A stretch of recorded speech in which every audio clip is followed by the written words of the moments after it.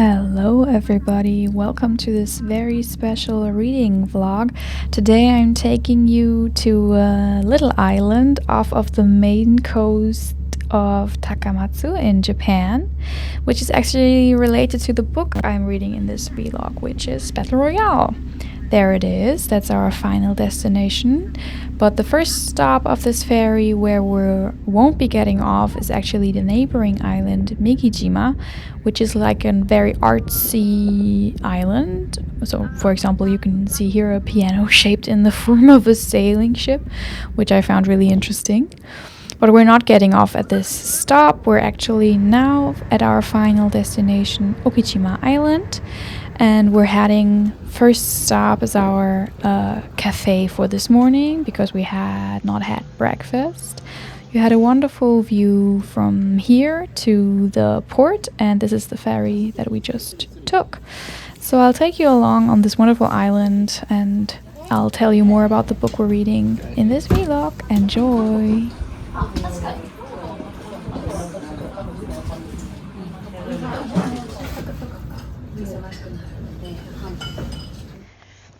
So what I find so intriguing about being on Ogi Island is the fact that the book that I'm reading right now is actually taking place here.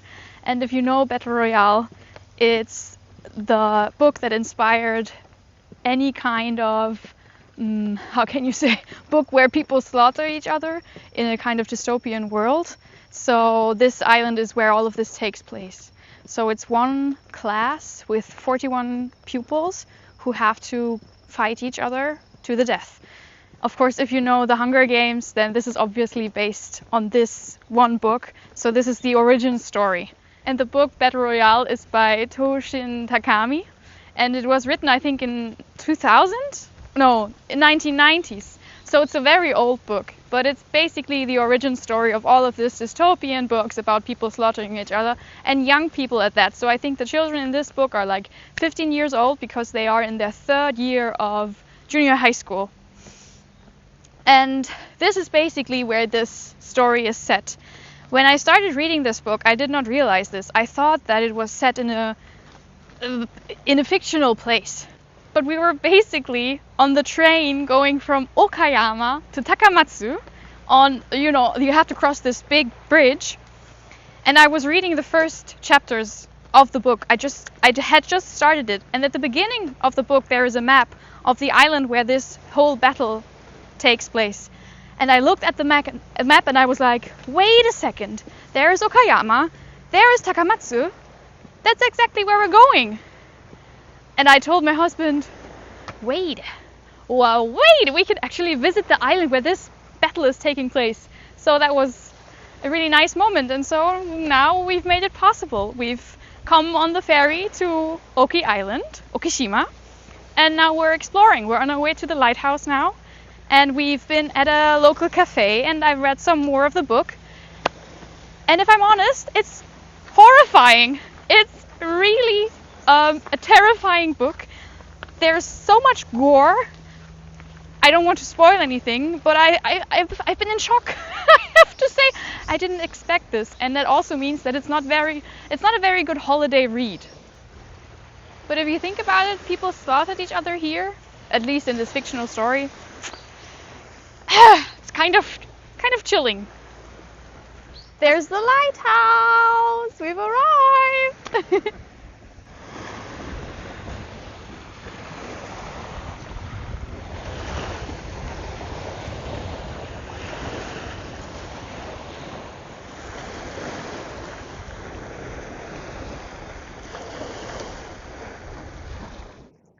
So what I found most intriguing about this book is the beginning. I think I'm now on page 35 of 500 on my ebook.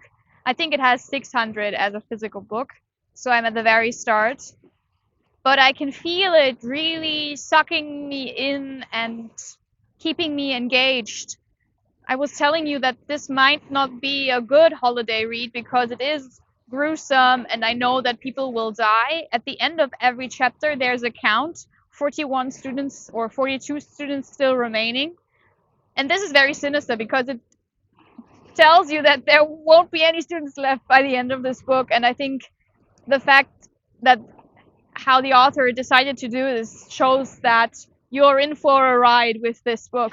And I think that that is something that you need to be able to deal with when you get yourself into this read. I guess I was not expecting it to be such a gruesome way of storytelling. If you know some anime or manga by certain anime artists or manga artists, then you will kind of know this very brutal, very forceful style where there's lots of, I don't know, blood, gore, these kinds of images. But I think it's different if you can look away while watching something like that. But when you read a book, you can't look away. You want to keep reading and you want to know what's happening. So you can't really just skip passages that are very brutal. So that makes it, yeah, you just have to deal with that. And I think I can do that at the moment. But it's not a nice holiday read for, lying at the beach and enjoying yourself. It's definitely a gruesome tale.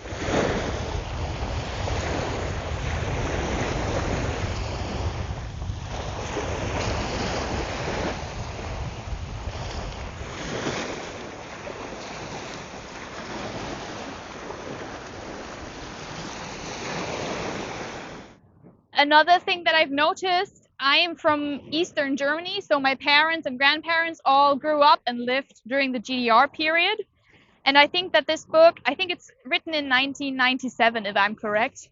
Or at least it takes place in 1997, sorry. Um,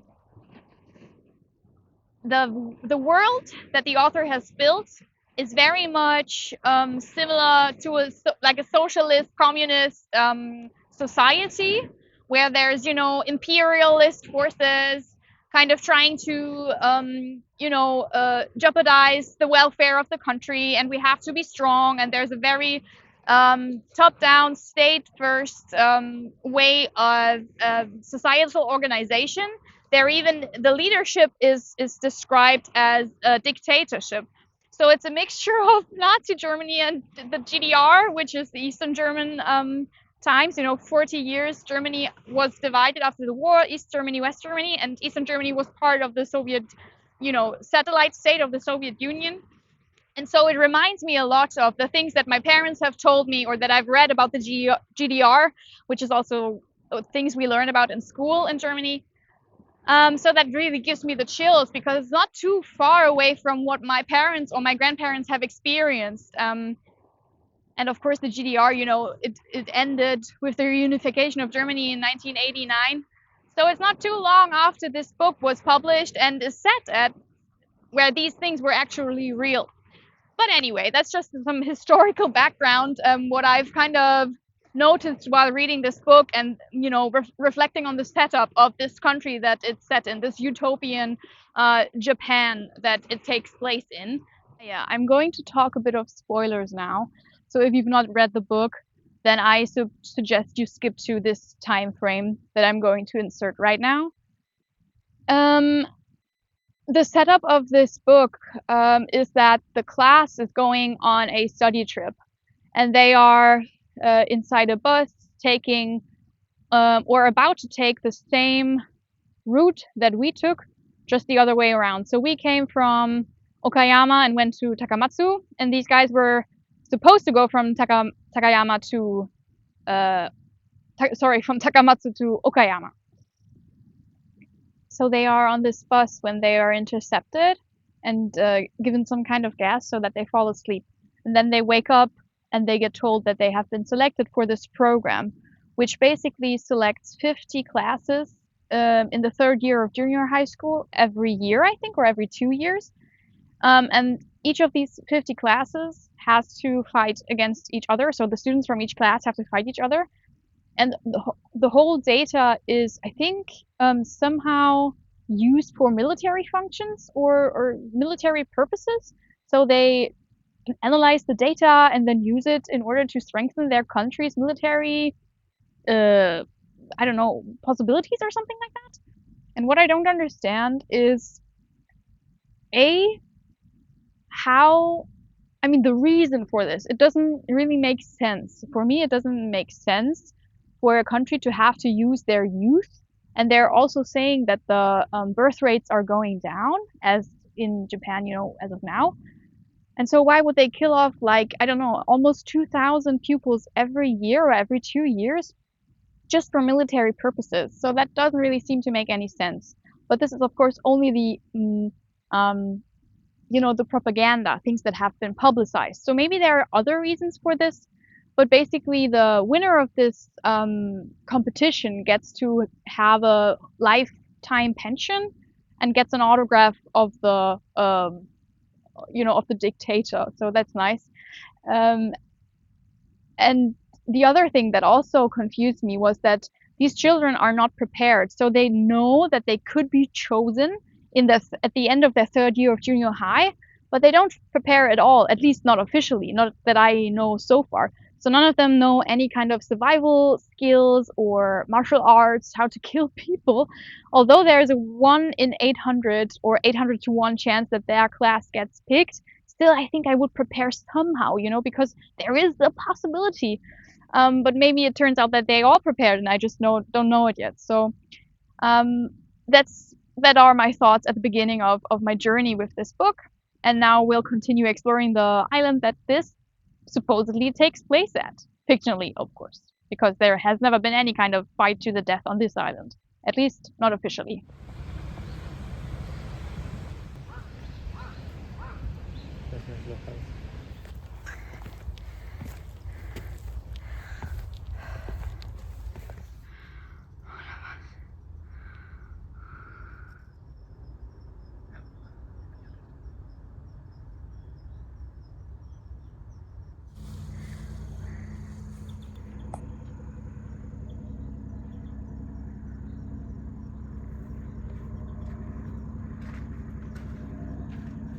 We've made it to the top of the mountain! I'm not even sure what this mountain's name is. But it's, I think, the highest point of the island. And here you can see all of the other surrounding islands. And of course, Japan is a very island-rich country. So no wonder this is the kind of view that you get from the top of this viewing point. So, as I've told you, I'm really excited to continue on reading Battle Royale. I won't be talking to my husband much anymore on this holiday because it's such an intriguing book and I really want to continue reading. I think it's 600 pages, but it'll be so fast-paced. So I'm really looking forward to this. I'm preparing myself for all the gruesome deaths of the 15-year-old students that I'll get to experience. What the fuck? Oh man, what kind of brain comes up with those kinds of stories? But anyway, that's what I've chosen and I think it's a good choice. So I'll give you an update later on in the book. Let's see where we'll be at then, because we're traveling 3 weeks in Japan, so you'll get to see much more locations. I look forward to that.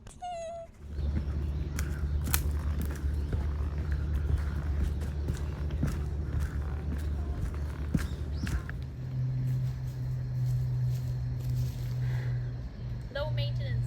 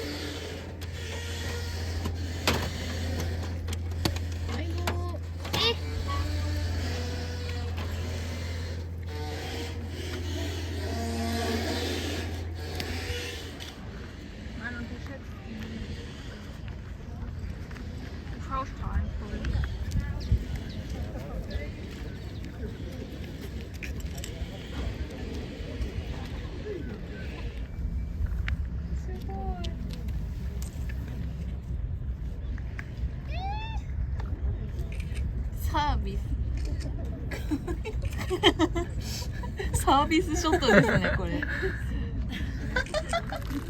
やばい。めっちゃ可愛い。可愛い。来た。